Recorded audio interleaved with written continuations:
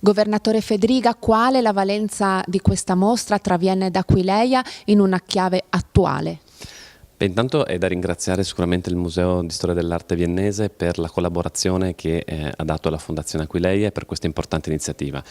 Ma in più penso che questa possa rappresentare e far ritornare Aquileia quale terra di dialogo e di incontro con tutto quel mondo del centro Europa, della Mitteleuropa, di cui il Friuli Venezia Giulia è nel cuore, non soltanto dal punto di vista storico-culturale, ma penso dal punto di vista logistico, dal punto di vista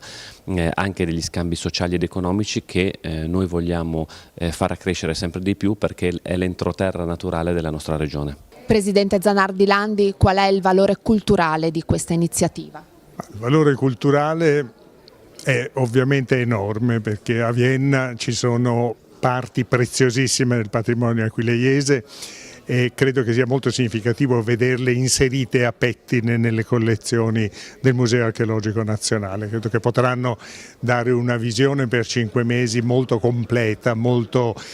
ricca di quella che è stata la grande città romana di Aquileia.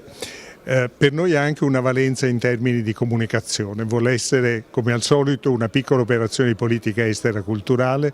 vuol sottolineare la positività a 100 anni dalla fine della Grande Guerra del rapporto umano che esiste tra il territorio in cui è inserita Aquileia, la regione Friuli Venezia Giulia e l'Austria.